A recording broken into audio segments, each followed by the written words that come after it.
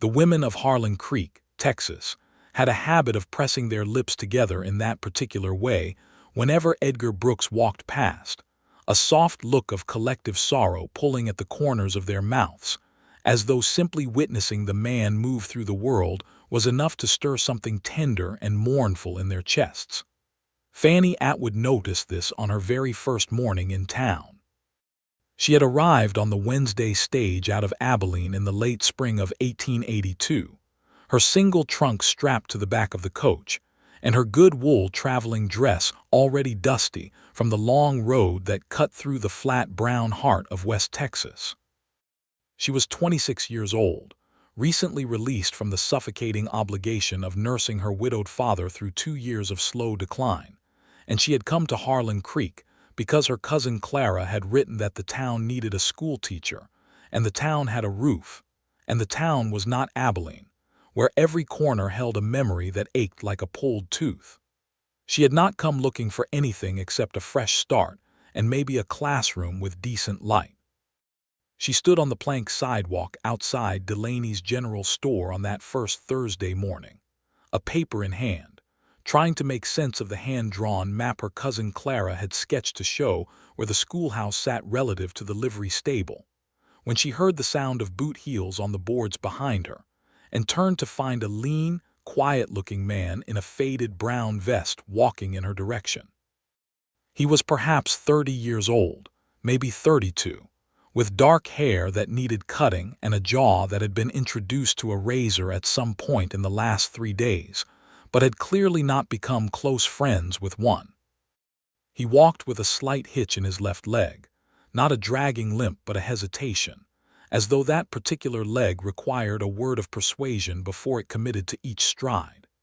He carried a paper-wrapped parcel under one arm and a saddle over his right shoulder as though it weighed nothing at all, and his eyes, when they briefly met hers in passing, were a remarkably clear shade of gray-green that Fannie found she could not immediately look away from. He nodded at her in the way men in small towns nod at strangers, brief and polite, and passed on by. Fannie turned back to her map. Then she heard it. "Poor man," said a voice beside her, and she glanced to find Martha Good, the minister's wife, shaking her head slowly in the direction of the retreating brown vest. Martha Good was a short, round woman with an opinion about everything and a mouth well equipped to deliver those opinions. "I'm sorry," Fannie said. "Edgar Brooks," Martha said, as though the name itself explained the sorrow. "That poor man." Fannie looked after him again. He had reached the end of the block and was turning the corner toward the livery stable without apparent distress. "He appears to be walking just fine," she said. Martha made that pressed lip expression and touched Fannie's arm. "You'll hear soon enough, dear." Fannie heard soon enough. She heard it from Clara over supper that evening, and from the woman who ran the laundry, and from 2 of the other ladies at the church social she attended that Saturday. And the story that emerged from all these tellings was essentially the same story decorated with varying degrees of embellishment. Edgar Brooks was a rancher who held a small spread about 4 miles east of Harlan Creek called the Double B.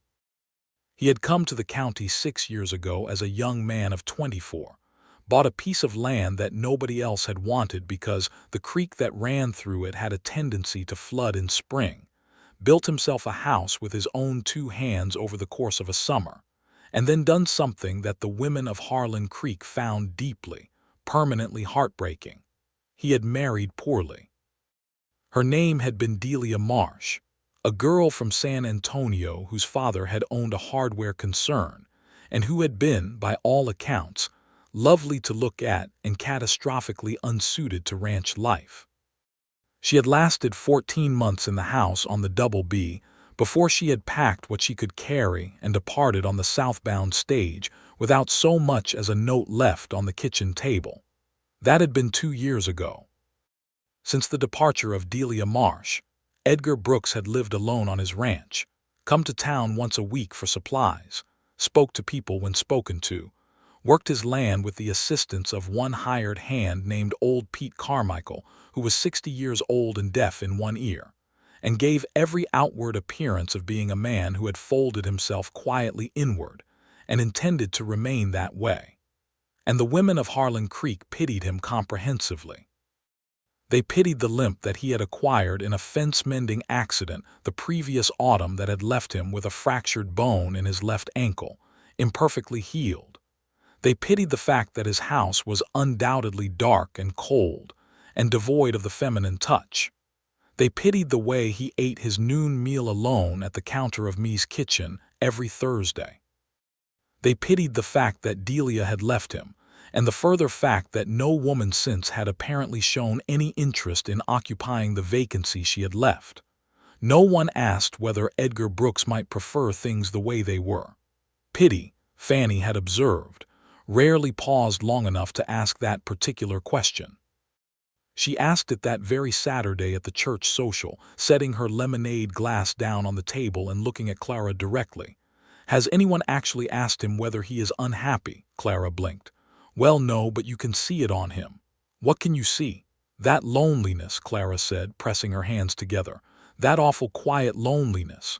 "Or," Fannie said, "he is simply a quiet man." Fannie, really. But the question had planted itself in her mind like a seed in good soil, and she found it growing there over the following days as she opened the schoolhouse and began to assess the condition of the 40-odd slates and the 4 cracked primers and the single globe that showed the world as it had been understood in approximately 1867. She thought about what it meant that an entire town had assigned a man the role of figure of pathos without, as far as she could tell, consulting him on the matter. She thought about those gray-green eyes that had met hers for exactly 2 seconds and had held no trace of the suffering the town had diagnosed. She thought about this with increasing frequency, which told her something useful about her own state of mind. The following Thursday she went to Me's kitchen at noon. She had told herself she was going for a hot meal, which was true. She had told herself she was not timing her arrival to correspond with what Clara had told her about Edgar Brooks's weekly routine, which was less true. Me's kitchen occupied a long, narrow room on the main street with 6 tables and a counter with 8 stools, and it smelled of coffee and cornbread and the particular sweetness of a place where someone has been baking since early morning. When Fannie arrived, 4 of the tables were occupied by various citizens of Harlan Creek in various states of consuming their midday meal, and Edgar Brooks was indeed at the counter, in the 3rd stool from the left, with a bowl of something steaming in front of him, and a week-old newspaper folded on the counter beside his arm. He was reading the newspaper and eating with the easy, self-contained manner of a man who had long since made his peace with his own company. Fannie took the stool 2 down from him because one stool's distance was either too close or too pointed, and she ordered coffee and the stew, and she unfolded her own reading material, which was a letter from the county school board that she had been meaning to review, and she settled in. She was 3 paragraphs into the school board's requirements regarding attendance registers when he spoke. "You're the new teacher," he said. Not a question exactly, but not impolite either. He had not looked up from his newspaper. "I am," she said, "Fannie Atwood." He looked at her then, that same brief direct look she had received on the sidewalk 4 days earlier. "Edgar Brooks." "I know," she said. "This is a small town." Something shifted in his expression that might, in a different man or in stronger light, have been the beginning of a smile. "It is that," he agreed and returned to his newspaper. Fannie returned to her school board letter. The stew arrived and she ate it and it was good and she thought she might come back next Thursday. That was all. That was entirely all. Except that before he folded his newspaper and settled his bill and retrieved his hat from the hook by the door, he paused and said, without particular ceremony, "If you need firewood for the schoolhouse, there is a man named Hopper who charges fair rates. The one who usually supplies the school charges twice what the wood is worth." She looked at him. "Thank you," she said. "That is genuinely useful information." "Good day, Miss Atwood," he said and left. She stayed and finished her coffee and thought that she had been wrong about one thing. She had assumed the pity the town felt for Edgar Brooks was entirely misplaced. But she was beginning to understand that there was something there, something underneath that composed exterior, Not the tragic brokenness the women of Harlan Creek had diagnosed, but something real nonetheless. Something that looked less like suffering and more like a man who had decided after being burned that he would not go near any more fires. She thought that was understandable. She also thought it was a pity in the truest sense of the word, the kind that had nothing to do with sympathy and everything to do with the recognition of waste. A week passed, and then another. Fannie threw herself into the school with the ferocity she brought to all things she cared about. She repaired the slates with money from her own small savings and ordered 2 new primers and convinced the school board, through a letter of formidable precision, to purchase a better wood stove before autumn. She learned the names of all 23 children in her classroom within the first 2 days and had a fair sense of which ones were sharp and which ones needed patience and which ones needed both. She ate at Me's kitchen on Thursdays. He was always there before her, and he always left before she did, and somewhere between the first Thursday and the fourth Thursday the exchange of brief words had expanded, incrementally, into something longer. He told her, with the flat economy of a man not given to unnecessary words, about a flood 3 springs past that had nearly taken out the town's bridge. She told him about the letter she had received from the school board regarding a proposed consolidation of county schools that she intended to oppose with every means available to her. He listened to this with an attention that she found unusual, the kind of attention that meant he was actually considering what she said rather than simply waiting for her to finish speaking. She liked that about him. She liked it quite a lot. In the 4th week of May, she took Hopper's Wood, and she was outside the schoolhouse on a bright Saturday morning, stacking the cord that had been delivered, when she heard the sound of a wagon coming down the side road. She looked up to find Edgar Brooks driving a buckboard with old Pete Carmichael beside him, the wagon bed loaded with what appeared to be fence posts and wire. He pulled up when he saw her and looked at the wood and then at her, and then at the partially stacked pile. "Do you have a plan for how that wood is going to get stacked before Tuesday?" he asked. "I have 2 hands in an afternoon," she said. He set the brake on the wagon and climbed down with that careful small hesitation in his left leg that she had noticed before and now understood was the result of the healed fracture, and he began stacking wood beside her without asking permission or offering announcement, as though the thing were simply obvious. She stared at the side of his face. "Mr. Brooks, you do not need to do that." "Probably not," he agreed and kept stacking. Old Pete, from the wagon seat, issued a sound that was either a cough or a laugh and looked determinedly at the middle distance. They stacked wood side by side for the better part of 2 hours, while the May sun moved across the sky, and the birds in the cottonwood at the edge of the schoolyard went about their business with great enthusiasm. And somewhere in those 2 hours, the conversation that passed between them covered a remarkable amount of ground.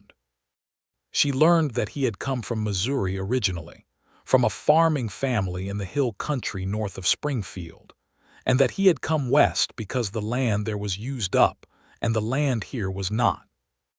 She learned that he ran a small herd of beef cattle, about 40 head, and that he grew kitchen vegetables in a plot beside the house that was, in his own words, better than you would expect from someone with no particular gift for it.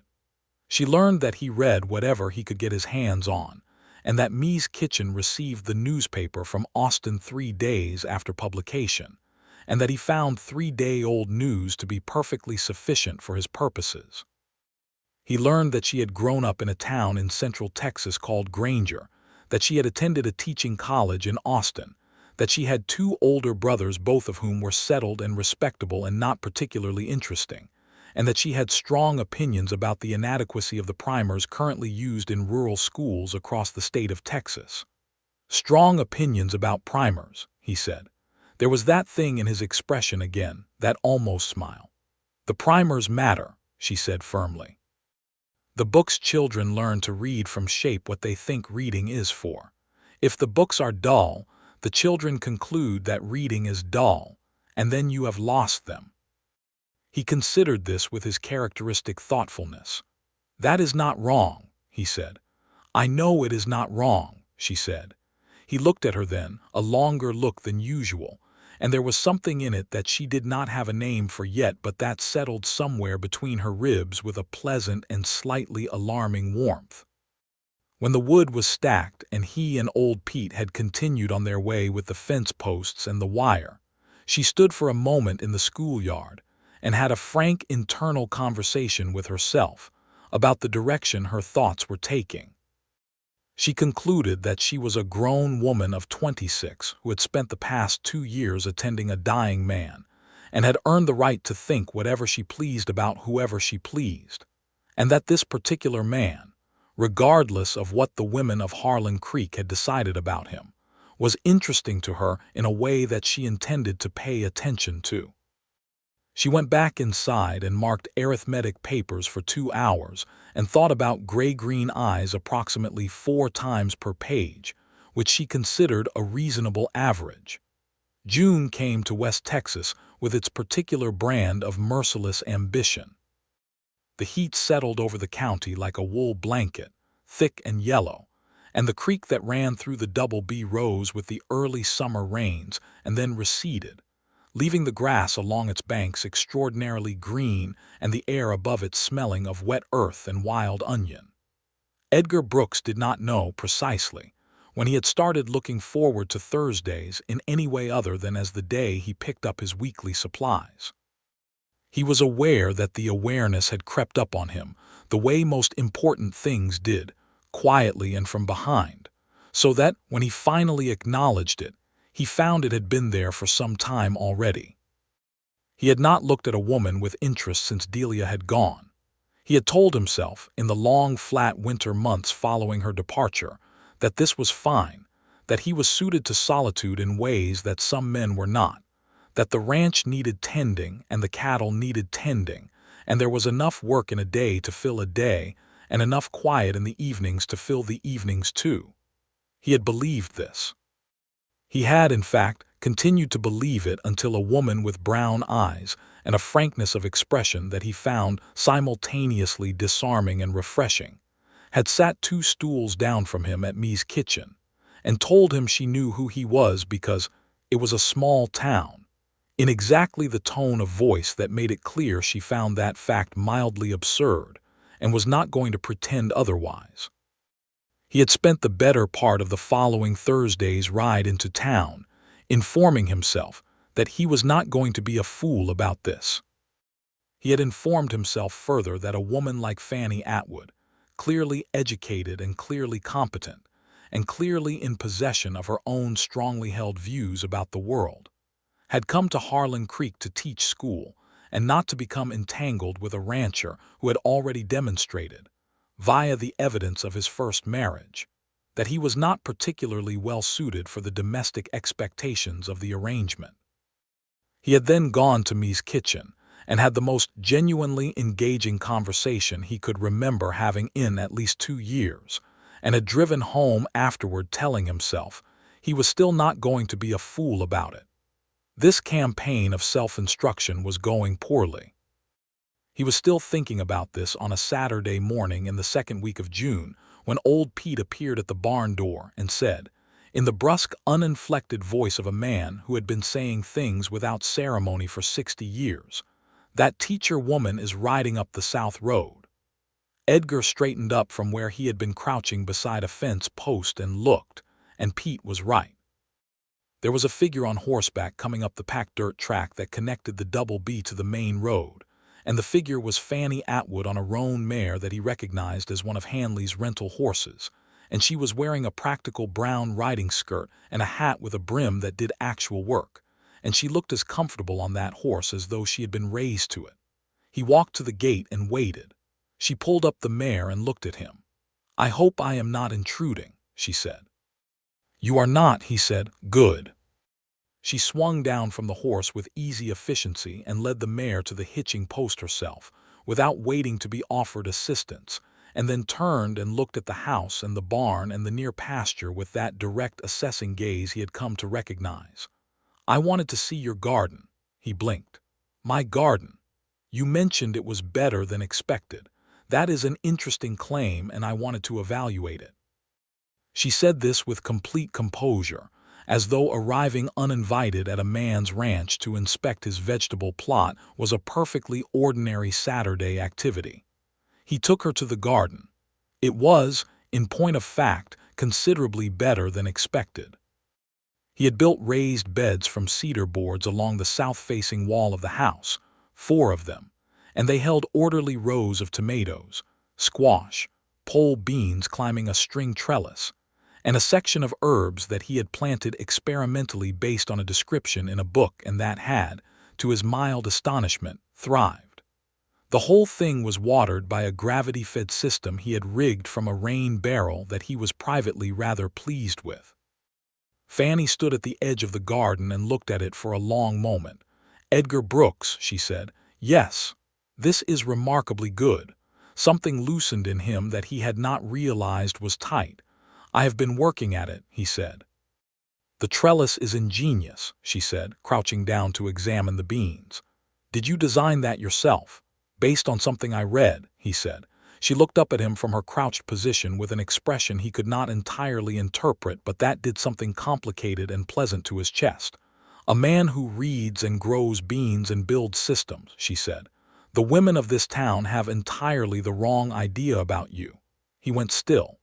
"And what idea do they have?" She stood up and brushed her hands on her skirt. "They pity you," she said simply, looking at him directly. "They have cast you as a tragic figure, abandoned by a wife, alone on your ranch, quietly suffering." He absorbed this. "I am aware of that," he said after a moment. "I have chosen not to concern myself with it." "That is very sensible," she said, "but I want you to know that I find the portrait significantly at odds with the evidence." He looked at her. She looked back at him with those clear brown eyes and did not flinch and did not look away and did not hedge what she had said. "Miss Atwood," he said carefully. "Yes. Why did you come out here today?" She was quiet for a moment, long enough that he thought she might deflect.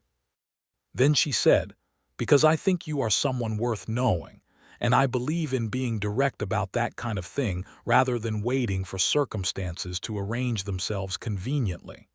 Life is short, and I have wasted enough of it on reluctance." The June heat pressed down on them, and a mockingbird in the oak tree beyond the barn ran through 3 different songs in rapid succession, and Edgar Brooks, who had spent 2 years telling himself he was content to be exactly where he was, found that the very solid ground of that conviction had shifted beneath his feet. "Would you like to see the creek?" he said. She smiled. It was a full smile, not polite and not performed, the kind that moved through her whole face. "I would like that very much," she said.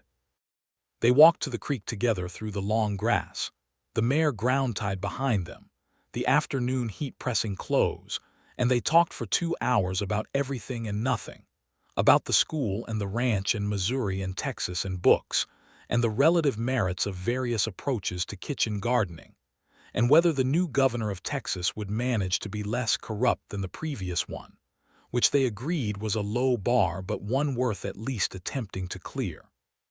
He told her about the flood and showed her the mark he had put on the barn wall to record the high-water line, nearly 4 feet up the boards. She told him about a summer she had spent as a girl on her uncle's cattle ranch in the hill country, and how she had learned to ride there, and how the horses had been the best part of it. At some point in the second hour they had, without particular intention, sat down in the shade of the creek bank, the water moving past them in its steady, indifferent way, and the conversation had come to one of those natural silences that feel comfortable rather than awkward, and he was looking at the water and she was looking at the water, and he was thinking that he could not remember when he had last sat like this with another person and felt no obligation to fill the air. What was she like? Fannie said he did not ask who she meant. "Lovely," he said. "She was genuinely lovely to look at, and kind, I think. She was just not made for this." He paused. "And I was not made for being someone other than what I am in order to make the arrangement work. I should have seen that earlier." "It is not your fault that she was unhappy here," Fannie said. "No," he agreed, "it is not, but I have spent some time wondering whether there was something I might have done differently." Have you reached a conclusion? He considered.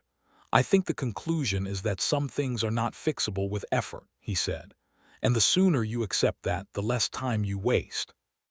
Fannie was quiet for a moment. That is a hard-won piece of wisdom, she said. It is, he said. The silence held again, warm and easy, and the creek moved past, and the mockingbird somewhere overhead continued its industrious impersonation of every other bird in the county. And Edgar Brooks thought that he was in significant trouble, and that it did not, for once, feel like a bad kind of trouble. She rode back to town in the long golden light of late afternoon, and he watched her go from the gate, and then went back to the barn, and told old Pete that he was going to start coming to town on Wednesdays as well as Thursdays, which he needed to do anyway because there were some things at the hardware store he had been putting off purchasing. Pete looked at him for a long moment with the expression of a man who has known another man long enough to find his self-deceptions transparent, but who has also lived long enough to know that pointing this out rarely does any good. "Yep," Pete said, and went back to oiling the harness. July in Harlan Creek was something that needed to be endured rather than enjoyed. The thermometer above the door of Delaney's General Store read 104 degrees on the 5th of July, and the creek dropped to a sluggish warm trickle, and the cattle stood in what shade they could find and blinked their long-lashed eyes at the brass sky with expressions of mild philosophical resignation. Fannie taught school in the mornings and spent her afternoons either at the schoolhouse preparing materials or, increasingly, either at the Double B or in some intermediate point between it and town, where Edgar Brooks happened to be when their paths crossed, which they did with a frequency that Fannie no longer pretended was accidental, and that Edgar no longer troubled himself to explain as coincidental. The women of Harlan Creek, who had begun to notice this development, had modulated their response to Edgar Brooks accordingly.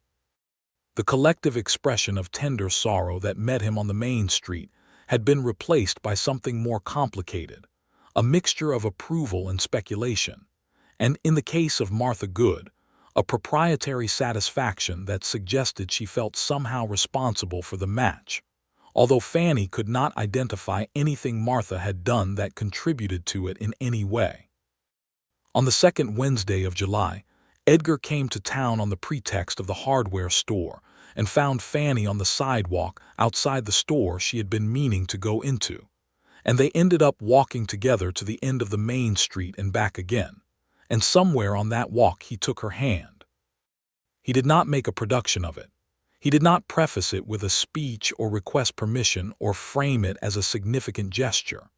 He simply put his hand out and she put hers in it, and they walked on, and the summer heat poured down on them and the dust of the street moved in small eddies around their feet, and it was, Fannie thought, the most natural thing that had happened to her in a very long time.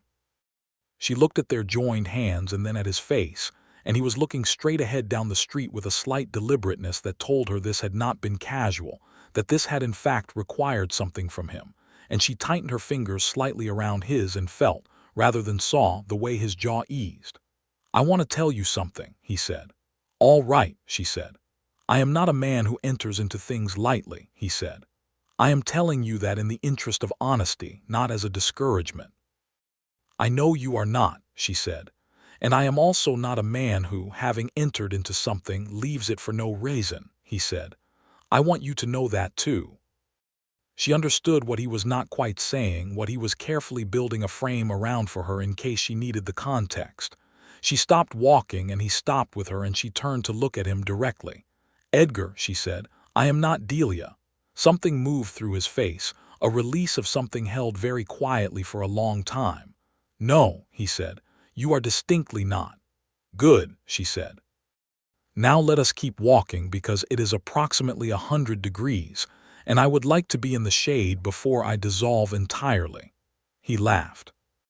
It was the first time she had heard him laugh, a real laugh, short and genuine and slightly surprised, as though it had escaped from somewhere he hadn't entirely been expecting, and it was, she decided, one of the best sounds she had heard in recent memory. They had supper at Me's kitchen that evening, sitting across from each other at one of the tables rather than side by side at the counter, and anyone watching would have been able to identify fairly quickly that the dynamic between them had shifted from interesting to unmistakable. Fannie did not particularly mind being observed, and Edgar, she had learned, had reached the point where what the town thought about him was somewhere below the level of his daily concern, which she respected enormously. After supper, they sat on the bench outside Me's kitchen as the day's heat finally began to release its grip on the town, the sky overhead cycling through orange and rose, and then the deep clear blue of a Texas summer evening. And they talked in the quieter way of people who are becoming comfortable with each other, fewer complete thoughts and more partial ones that the other person finishes, fewer careful constructions and more honest half-sentences. "I was scared coming here," she said, not as a confession exactly, but as a fact she was willing to lay out. "Of what?" he said. "Starting over," she said. "I am 26. In the calculus of this part of the world that is already an unusual condition for a woman, and I am not. I have not been particularly good at the expected things." She paused. "I have opinions and I express them, which some people find tiresome. I am not naturally inclined toward the domestic enthusiasms that are considered appropriate to my sex, though I can cook reasonably well and manage a household without disaster, and I am not very good at being quiet when I disagree with something." He looked at her. "You think those are flaws? I think other people find them flaws. Other people," he said carefully, "are not the ones sitting here." The evening settled around them, warm and blue, and the oil lamp in the window of Me's kitchen cast a yellow rectangle of light on the boards at their feet, and Fannie looked at this man who the whole town had decided to pity, and thought that the women of Harlan Creek had missed something truly extraordinary. August arrived and the summer rolled forward, and things between Edgar and Fannie moved with the steady gathering weight of a river building, toward something it had always been moving toward. He brought her late summer tomatoes from the garden, wrapped in a cloth, and she used them to make a sauce that she brought to him on a Sunday, and they ate together at the kitchen table in the ranch house, which was, she found, not dark or cold or devoid of care, but carefully kept and full of books, more books than she had expected, stacked on a shelf he had built himself from the same cedar as the garden beds, the spines cracked from reading. She ran her hand along the spines and read titles, and felt something bloom in her chest that was not quite surprise, but was adjacent to it. Mark Twain, naturally, and a good portion of Dickens, and a French novel in a translation, and several books of natural science and 2 histories of the Western frontier, and a dog-eared volume of poetry that she pulled from the shelf and turned over in her hands. "Walt Whitman," she said. "He writes about the land," Edgar said from behind her. "About the actual country, not some imagined version of it." She turned to look at him, holding the book. He was standing in the kitchen doorway with 2 cups of coffee, and the late afternoon light came through the window and caught the gray-green of his eyes, and Fannie Atwood, who had been a practical woman her entire adult life, felt something very impractical happen in the vicinity of her heart. "Read me something," she said. He looked at her for a moment. Then he set down the coffee and took the book from her hands and stood in the slant of afternoon light and found a page by some internal navigation and read, "I am large, I contain multitudes." He looked up at her. "That is the right line," she said softly. He put the book down on the shelf and crossed the room and kissed her. It was not a tentative kiss. It was the kiss of a man who had decided, fully and without reservation, and the decision was apparent in every aspect of it, and Fannie, who had been waiting for this for approximately 6 weeks without fully acknowledging that she was waiting for it, kissed him back with a thoroughness that clearly conveyed her position on the matter. They were both slightly breathless when they stepped back and looked at each other. "I have been wanting to do that since the creek," he said. "July," she said. "I am choosing to be mildly offended that it took until August." The corner of his mouth went up. "I was being careful." "Edgar," she said, "you have been insufficiently reckless your entire life. I want you to know that I intend to be a corrective influence on that tendency." He reached out and tucked a strand of her hair back from her face with a gentleness that struck her as fundamentally characteristic of him, the care beneath the economy, the warmth beneath the composure. "You already are," he said. September came with its slight cooling, the first suggestion that the brutal summer might eventually relent, the grasses beginning to dry to gold, the evenings shortening. Fannie opened the school for the fall term with the new wood stove installed and 2 new primers in the supply cabinet, and a determination to see her students through to Christmas with better arithmetic scores than the county average, which she had looked up and found insufficient. Edgar came to town twice a week without pretense now. He would come to Delaney's for supplies on Wednesday and to Me's kitchen on Thursday, and on Sundays he would call on Fannie at Clara's house where she boarded, and they would walk or ride out to the ranch or simply sit on Clara's front porch and talk while the evening cooled, and Clara would find reasons to be busy elsewhere with an increasingly transparent benevolence. The town had fully reorganized its sentiment around this development. The pity that had attached itself to Edgar Brooks had been re-examined, and without any public announcement, largely set aside. Martha Good had told Fannie at the church social that she was very glad to see Edgar getting on better, which Fannie accepted with a smile, and the private observation that Edgar had been getting on perfectly well all along, and the thing that had changed was not Edgar's circumstances, but rather the town's understanding of them.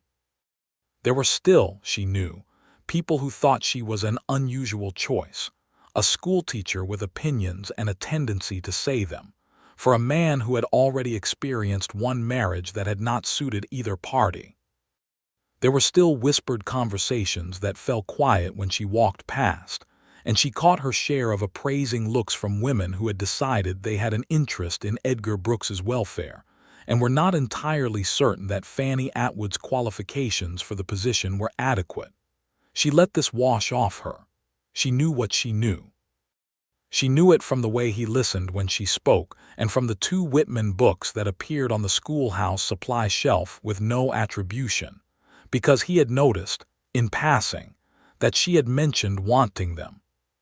She knew it from the way he had fixed the gate on the south side of the schoolyard when she mentioned that it was sticking, appeared one Saturday morning with tools, fixed the gate, and departed without ceremony. She knew it from the afternoon in late September when she had been marking papers at the school until the light had gone, and she had ridden back toward town in the near dark and found him waiting at the crossroads because he had known she would be late and had wanted to be sure she made it back safely, which he conveyed by falling in beside her horse without comment and riding into town with her, and then turning back toward the ranch in the dark. She had called after him, "Edgar." "Good night, Miss Atwood," he had said, without turning around, and the formality of the title in the dark, after what they had become to each other, had made her laugh into the night air with a fullness that surprised her. October brought the first real cold and the cattle roundup and the particular exhaustion of harvest season, and Edgar worked from before dawn until after dark for 2 weeks running. Fannie saw him less, and wrote him a letter that she sent out with the mail to the Double B. Not a romantic letter exactly, but a detailed and funny account of a school incident involving a horned toad that had found its way into the classroom and the ensuing educational chaos. And he wrote back a letter that was shorter than hers but more carefully composed, 3 paragraphs in a neat, steady hand, ending with, "I will be in town next Thursday and am looking forward to it considerably. E. Brooks." She kept the letter. She kept every letter he had written her, which was 4 total by the end of October, each one short but precisely chosen, each one containing something that told her exactly where she stood with him, which was in a place of considerable regard and deepening feeling that he expressed in exactly this way, with fewer words than most people would use, but ones he had actually thought about. She had told him this in November, sitting across from him at the kitchen table at the ranch on a Sunday afternoon, with the first real cold of the year pressing at the windows and a fire in the stove making the kitchen warm. "You don't waste words," she said. "I appreciate that." He looked at her over his coffee cup. "Most things don't benefit from more words than are necessary," he said. "You are going to have to work harder than that if you marry a schoolteacher," she said, and then realized she had said it, the word, out loud and without strategic preparation, and the air in the kitchen shifted. He set down his cup. He looked at her with that full, direct attention that she had come to understand was his most serious mode of expression. "Is that something you are thinking about?" He said. She met his gaze without flinching. "Yes," she said, "it is something I have been thinking about. I am telling you directly because, as I mentioned some months ago, I believe in being direct about that kind of thing." The fire crackled in the stove. Outside, the wind pressed at the kitchen window. Old Pete was somewhere in the barn, which was far enough away. "Fannie," he said, "not Miss Atwood, just Fannie." "I want that," he said. "I want it properly and rightly and with the full understanding of what we are both choosing."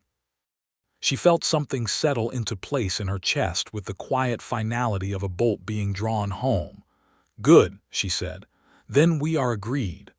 "Are we?" he said, and there was something in the question that made her look at him carefully.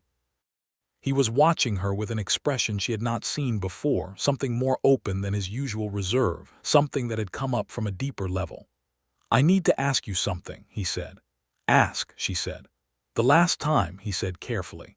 "It failed because this life, what this is," he gestured, encompassing the ranch and the kitchen and the cold outside and the work and the solitude, "was not what she wanted, and I have asked myself since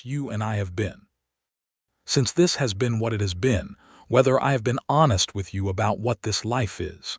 She understood what he was doing. He was giving her a way out. He was, with his characteristic precision, making certain she was choosing the thing she was actually choosing rather than some imagined version of it. "I have been here since May," she said. "I have seen the floods and the heat and the work and the isolation. I have been in this kitchen and I have been in that garden and I have ridden this land. I know what this is." "And," he said. "And I want it," she said. "I want it and I want you, and they are not separate things."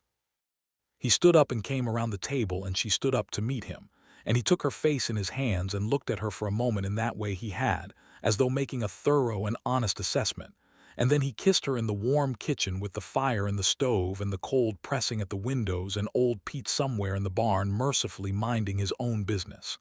"Then I am asking," he said against her hair, "will you marry me?" "Yes," she said. "Obviously, yes." "Obviously," he said, and she could feel against her cheek the particular movement of his jaw that meant he was smiling. They were married on the 15th of December, 1882, in the small white church on the main street of Harlan Creek, with the Reverend Mr. Good officiating and Martha Good watching from the front pew with an expression of profound satisfaction that she was entirely unentitled to and was enjoying anyway. Clara sat beside Martha with genuine tears in her eyes, which Fannie found touching. Old Pete Carmichael sat in the back pew in a clean shirt that appeared to be the same clean shirt he wore to every occasion requiring a clean shirt, and he had a look on his face that was as close to sentimental as Pete's face generally permitted.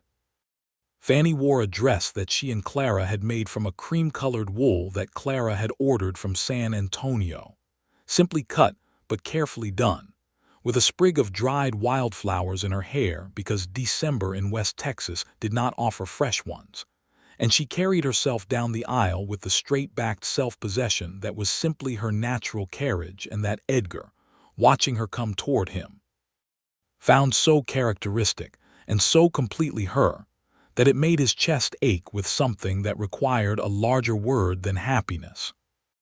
He had polished his boots and had his hair cut and wore his good dark coat, and when she arrived at the end of the aisle and stood beside him and looked at him, the look she gave him was private and direct and entirely for him, shutting out the room and the Reverend Good and the good pew and all of Harlan Creek, and he held it for a moment and then returned it in kind, and whatever words Reverend Good said next went somewhat unregistered by both parties.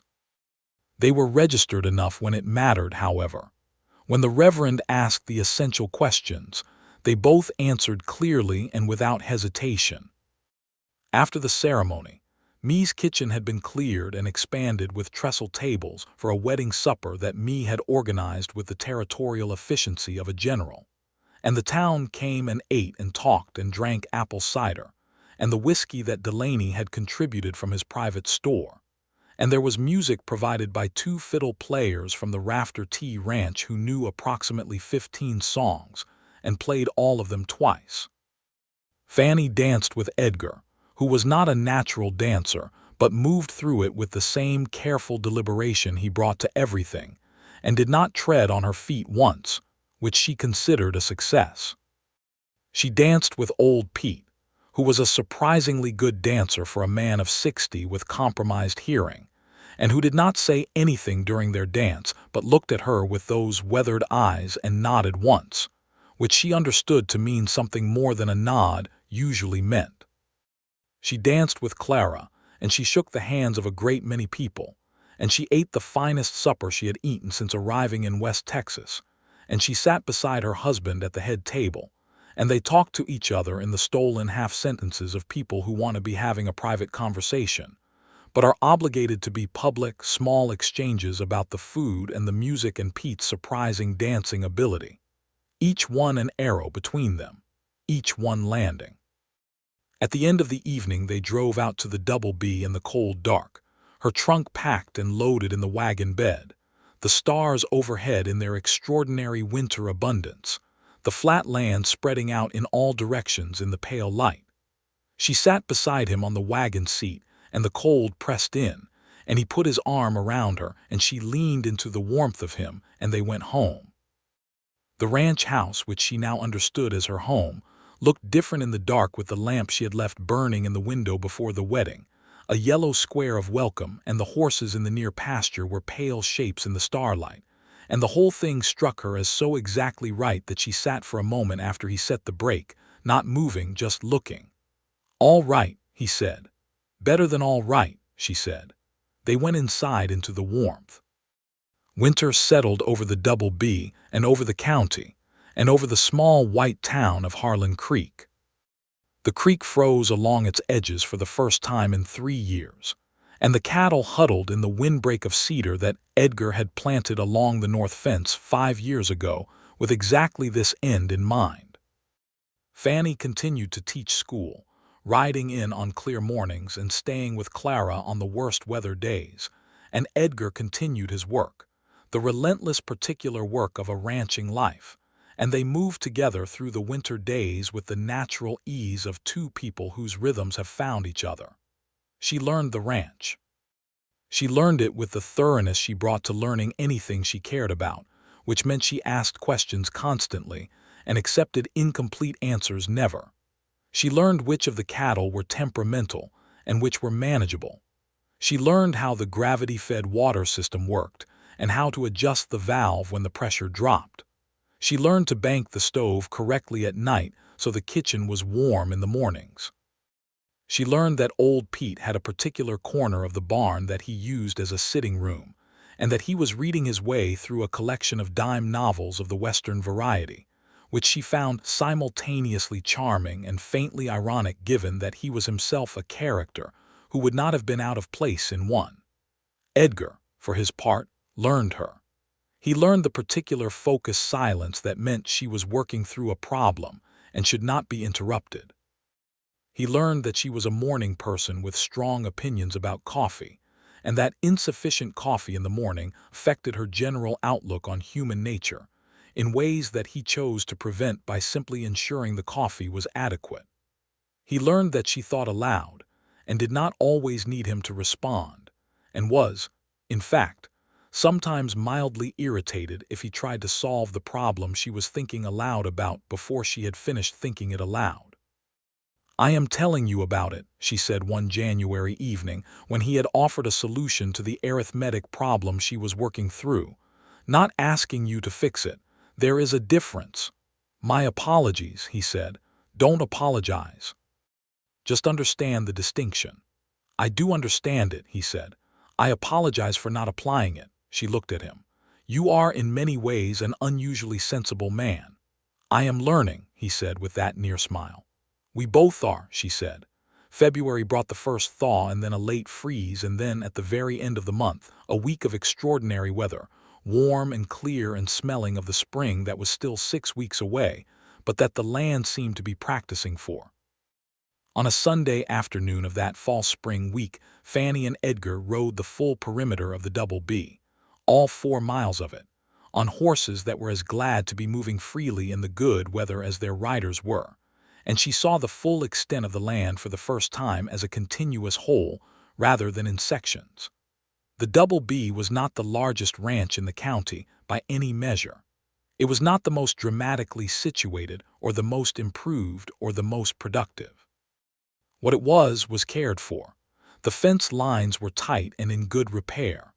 The grass, even now in late winter, showed the management of a man who understood how land worked and what it needed.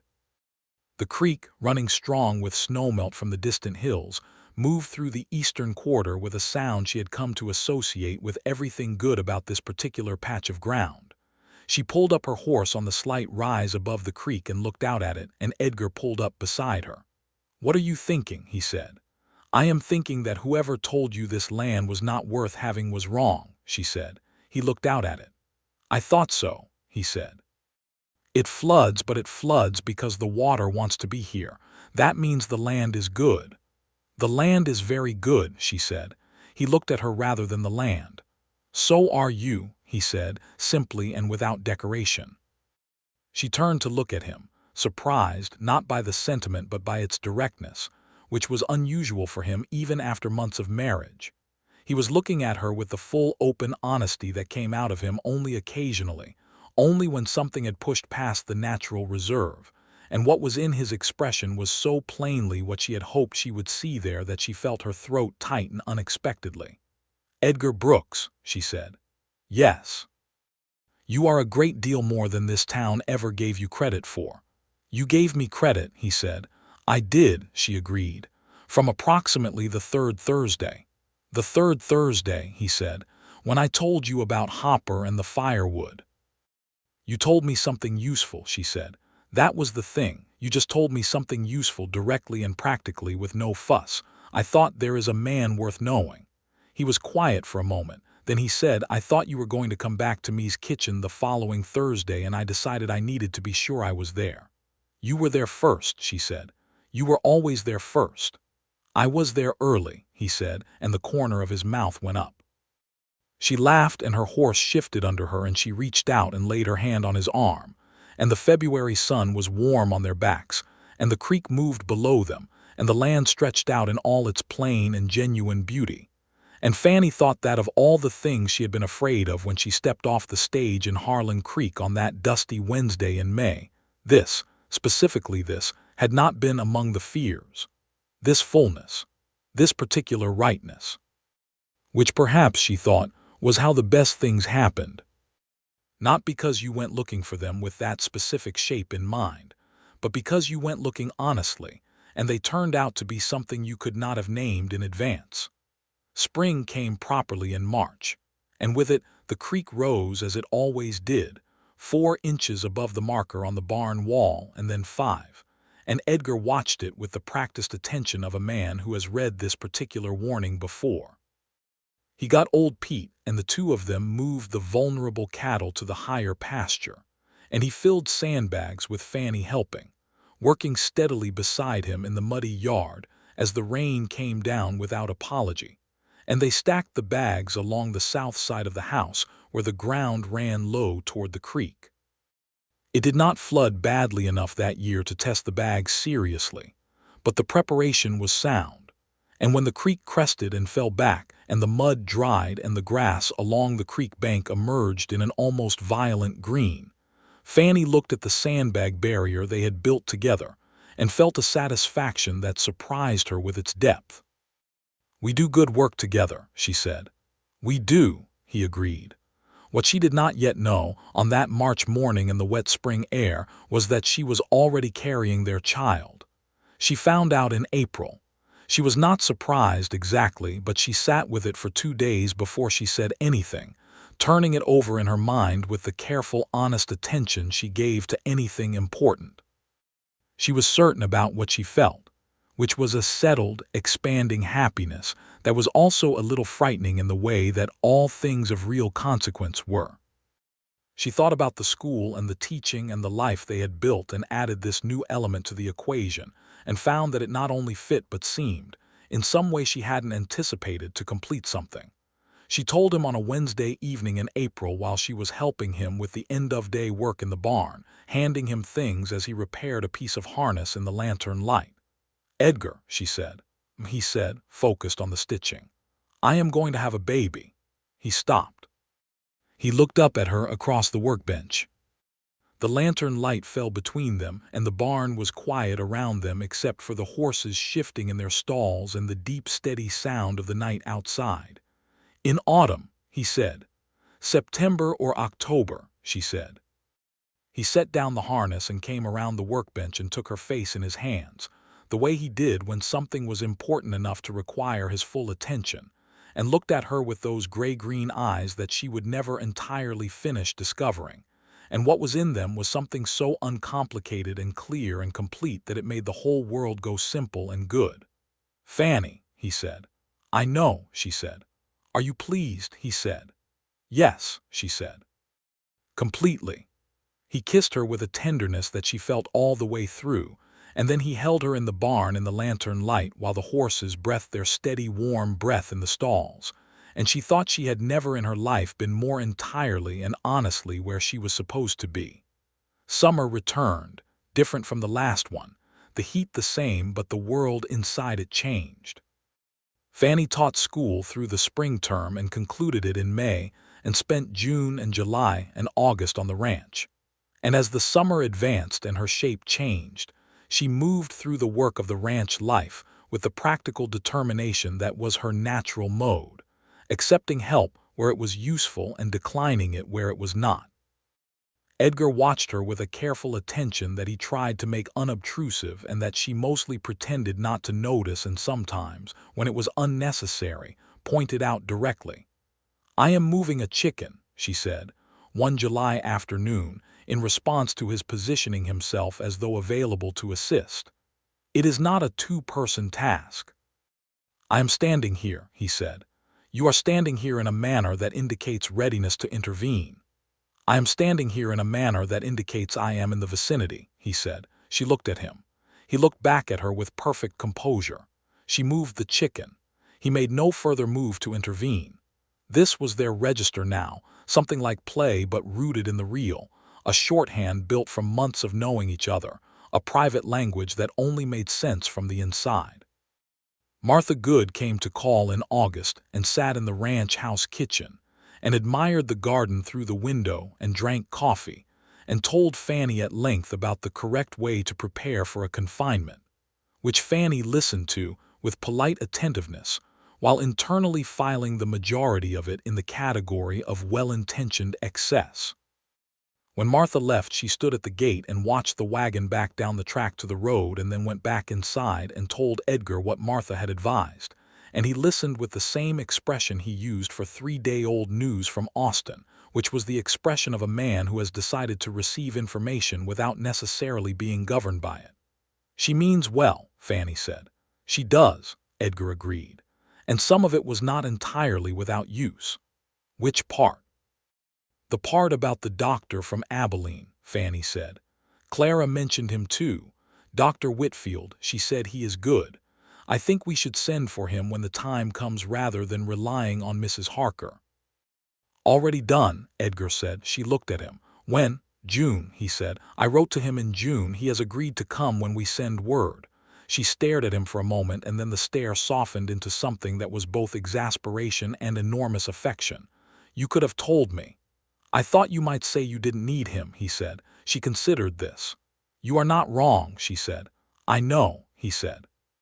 The summer passed, and the heat moderated, and September arrived with its particular light, golden and clean.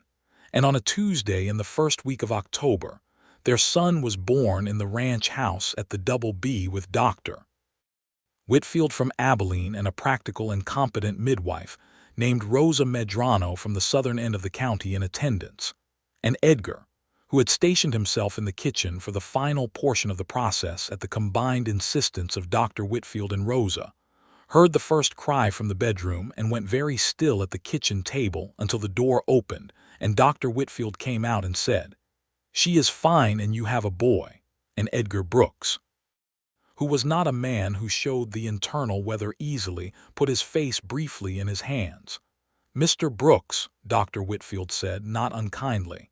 "Give me a moment," Edgar said, in a voice that was not entirely steady. "Doctor." Whitfield gave him a moment.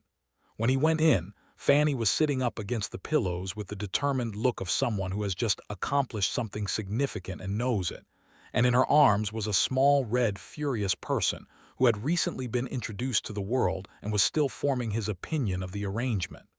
She looked up at Edgar when he came in and her face did something complex and tired and radiant. "Come and see your son," she said.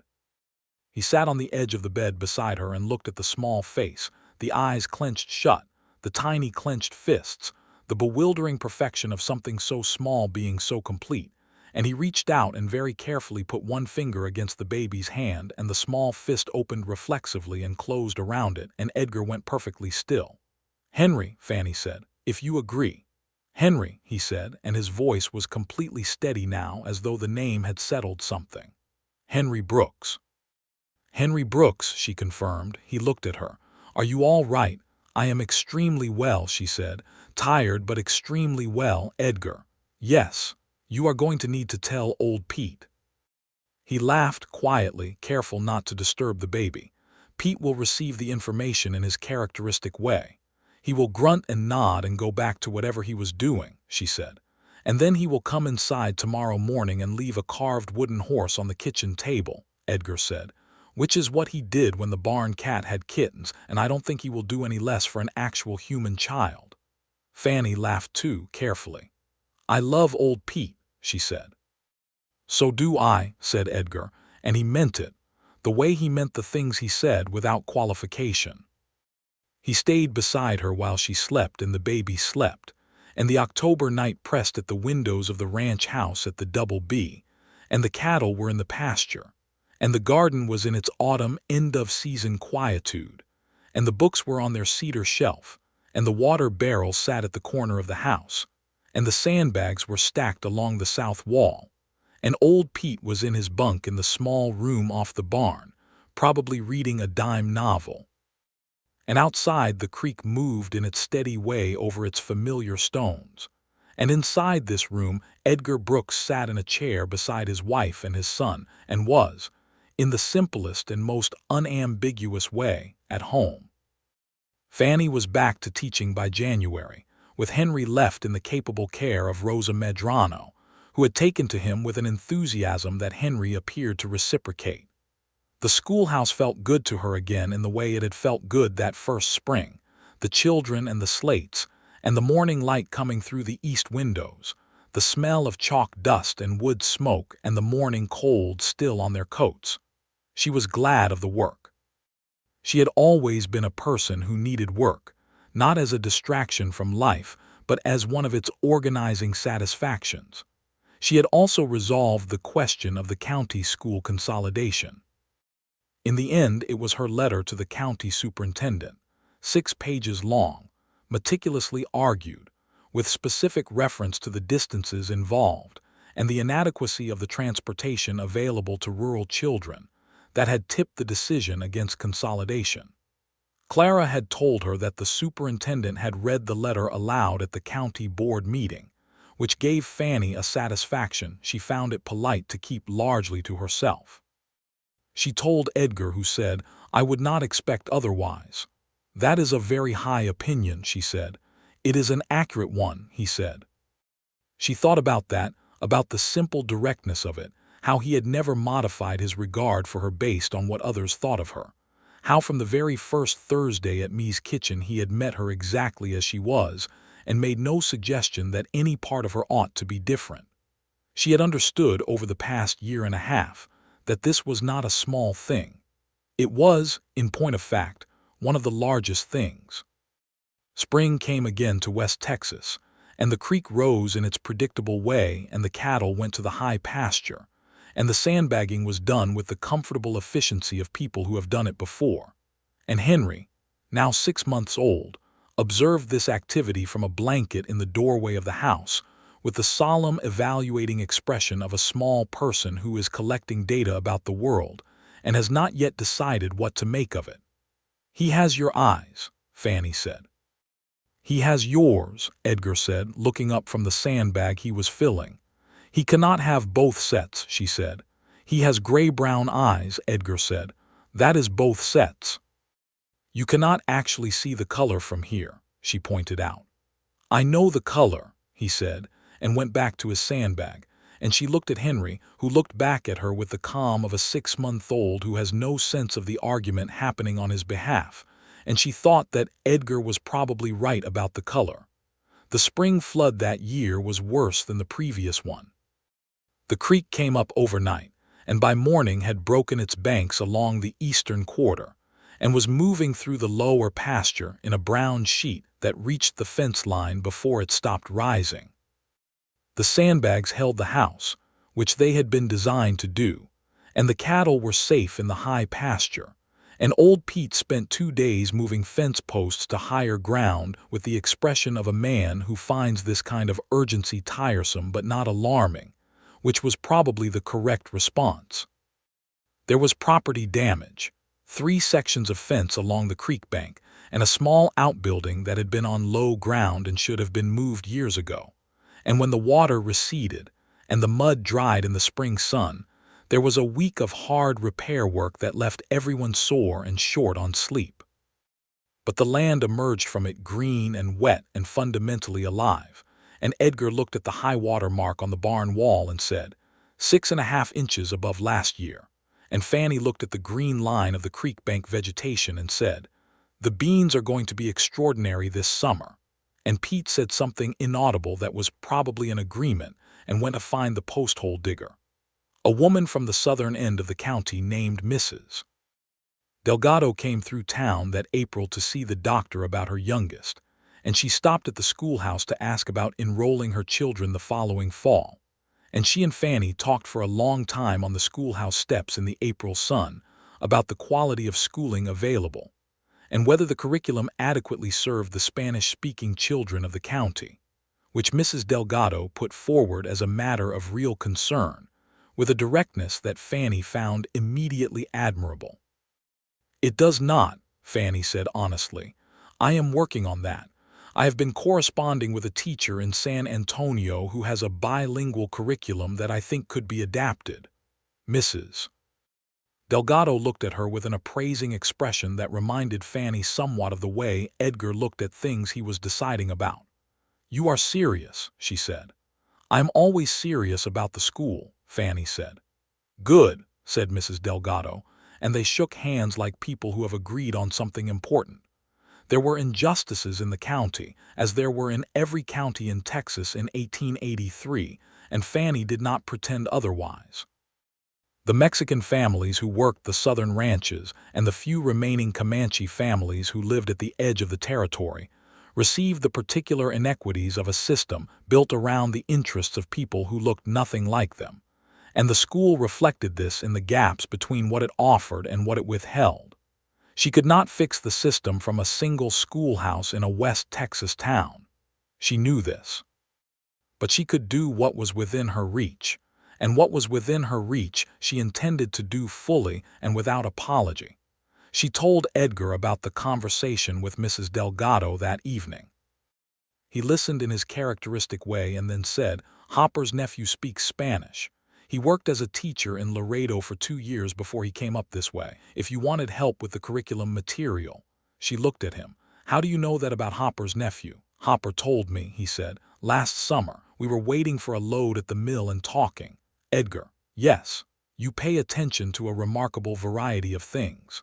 "Not remarkable," he said, "just useful to have." She held his gaze for a moment and then said what she was thinking, which she had found the best policy with him. "I am very glad I sat down 2 stools away from you at Me's kitchen." He smiled at her, a full smile, the rare kind, the kind that reached his eyes and changed his whole face into something that she thought no one else in this county saw as often as she did, and which she privately considered her best and most considerable piece of good fortune. "So am I," he said, "considerably. Summer of 1883 was a good summer." The garden was indeed extraordinary, particularly the beans, and Edgar's herd had grown to 55 head following a successful spring sale and an equally successful arrangement with a rancher to the north for additional breeding stock. Old Pete turned 61, and Fannie made him a cake, and he received this with the expression of a man who has not had a birthday cake in some years, and is not entirely sure how to process the experience. And he ate 2 pieces and said nothing, and the next morning there was a small carved figure on the kitchen table. Not a horse this time, but a cow with a peculiarly accurate expression, which Fannie placed on the shelf beside the books. Henry, at 10 months, achieved mobility and became the principal concern of everyone's daily life.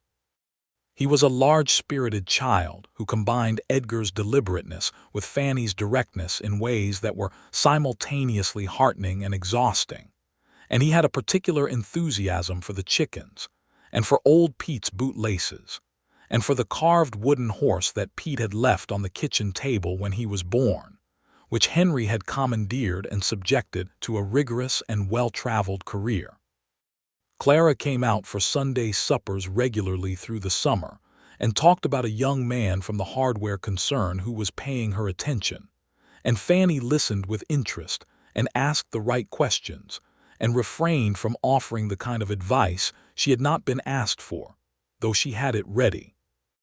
Edgar sat through these conversations with the equanimity of a man who has made his peace with not being the primary focus of the conversation, and who has, in any case, learned that the primary focus of a Sunday supper conversation is determined by what needs to be discussed, and not by any prior arrangement.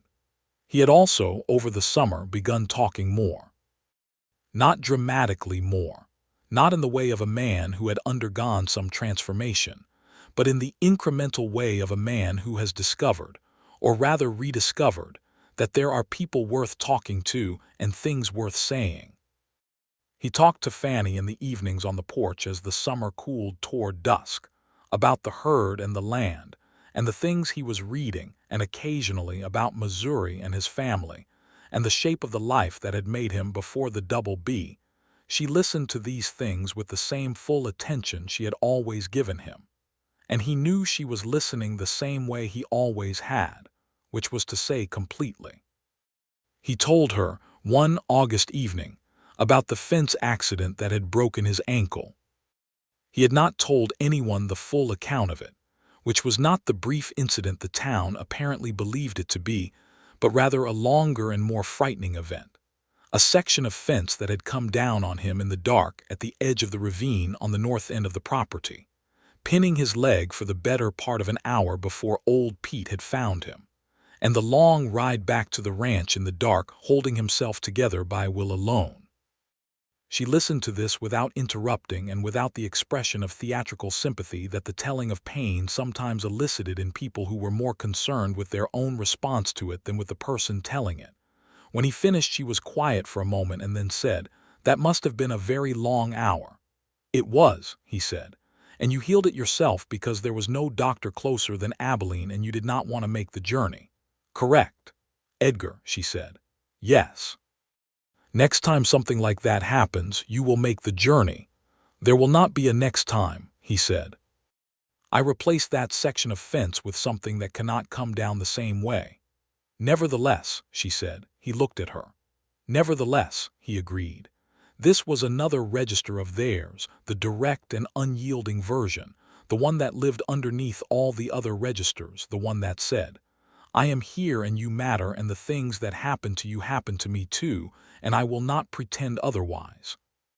September passed and October came and Henry turned 1 year old, and they celebrated this in the kitchen with a cake that Henry was less interested in than in the spoon that came with it. And old Pete attended and ate cake and looked at the 1-year-old with the expression of a man doing arithmetic, And later Fannie told Edgar what she had not yet told anyone else, which was that she was expecting a second child, due in the late spring. Edgar received this exactly as he had received the first announcement, with complete stillness and then with his hands on her face and everything in his eyes. "May," he said. "June, I think," she said. "I will write to Dr. Whitfield again," he said. "In October," she said. "Earlier is better," he said. She put her hands over his where they rested against her face. "You are going to be very organized about this." "Yes," he said. "I love you," she said. He looked at her, that full, direct look. "I know," he said. "I love you. I have been meaning to say that more than I do." "You say it in other ways," she said. "I can do both," he said. "Edgar Brooks," she said. "You are learning." "I am learning," he agreed, and kissed her in the October kitchen while Henry practiced standing by holding onto the leg of the kitchen table, and the cattle were in the pasture, and the books were on their shelf, and the creek moved in its reliable way beyond the barn, and the afternoon light lay across the floor in long gold bars, warm and complete. Winter settled over the Double B for the second time since they had been married, and it was different from the first, fuller by 1 year of accumulation, by Henry asleep in his room, and the cedar shelf, and the garden in its winter rest, and the particular domestic grammar of a house inhabited by people who have come to know each other all the way through. Martha Good came to call at Christmas and sat in the kitchen and ate fruitcake, and looked around at the shelves of books and the carved cow on the shelf and Henry's wooden horse on the floor, and the practical warmth of the room, and the way Edgar and Fannie moved around each other in the small kitchen space, with the particular unconscious coordination of people who have mapped each other fully. And Martha said, with less of the proprietary satisfaction and more of something genuine, "You are both very well." "We are," Fannie said.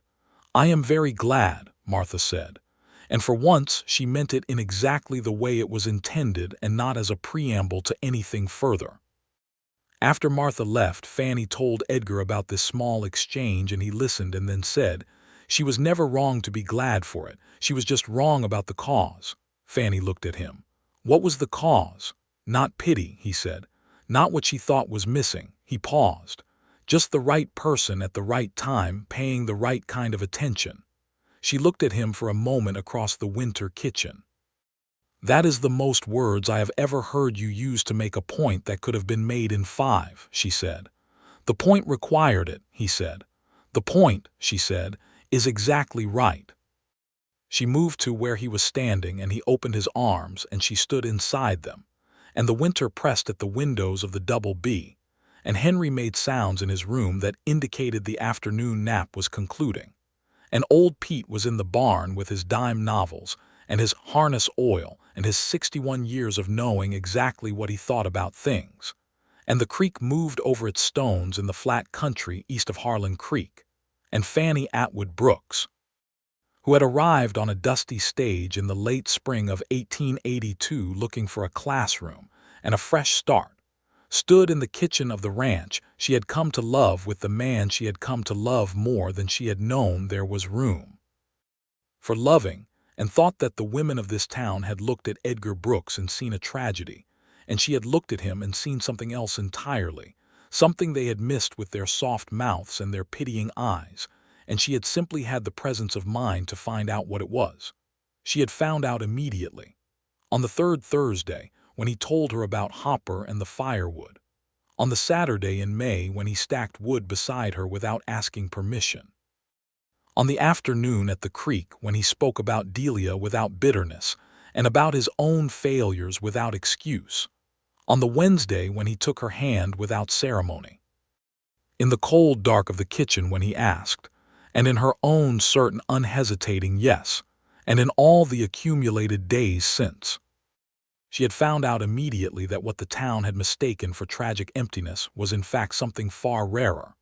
A man of genuine substance who kept his own counsel, did his work honestly, treated people with unembellished respect, loved with the same quiet depth that he brought to everything he undertook, and had simply been waiting, without performing the waiting, without dramatizing it, without even necessarily knowing that is what he was doing, for someone who would look at him straight and see clearly.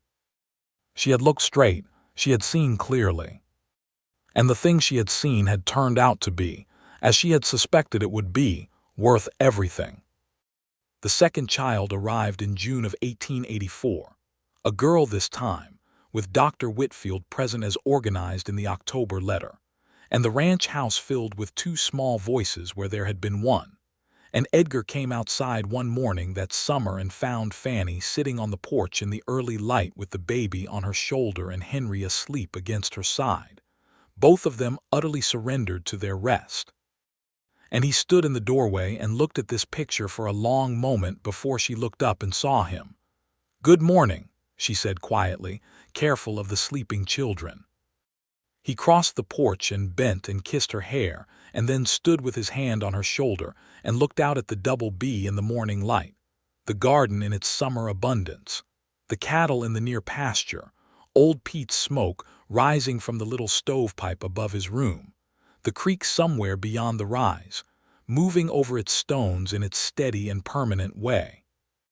They named the girl Louise, and she proved to have the combination of her father's gray eyes and her mother's brown ones that Edgar had predicted Henry would have, and she regarded the world with a deliberate interest that her father recognized and her mother found entirely expected.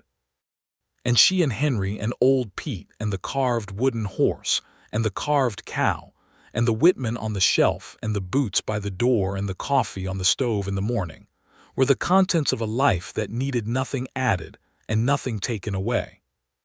Henry grew and Louise grew, and the double B grew with them.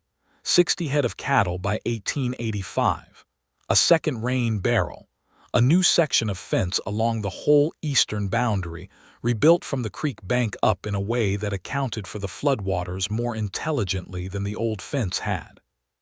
Fannie taught school for 5 more years, and then, when the school board in its periodic wisdom decided to hire a second teacher for the expanding enrollment, she supervised the new hire and gradually shifted toward a role that was more administrative than instructional, which suited her considerably, because it meant her strongly held opinions about primers and curriculum reached further than one classroom.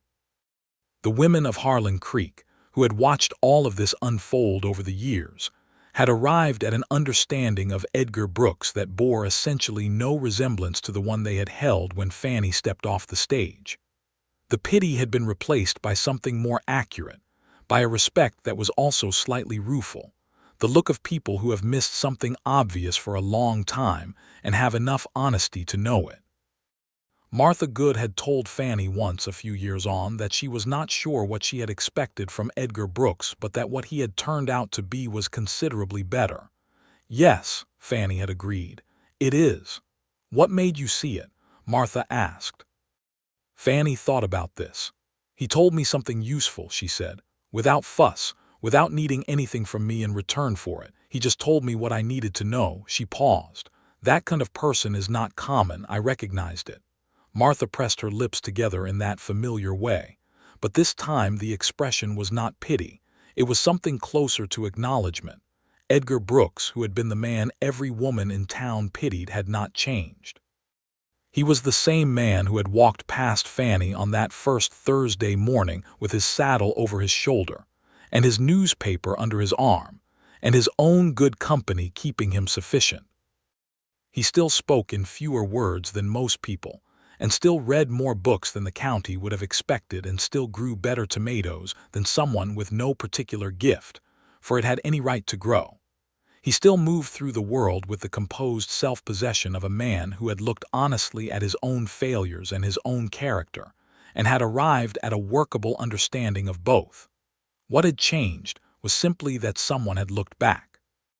Someone with brown eyes and opinions about primers and a willingness to sit 2 stools down and call it close enough, who had asked what the town was missing in this man they had decided to feel sorry for, and had found out on the 3rd Thursday and gone riding on a Saturday in May, and sat at a creek bank in July, and stacked sandbags in March and planted things in spring, and watched them come up and stayed for all of it. For the floods and the heat and the good winters and the small perfect mornings on the ranch porch with children asleep against her side and coffee ready inside, and a man in the doorway who had loved her from the moment he decided to, which was fully and without equivocation, and for the entire length of a life that was, as lives go, uncommonly good.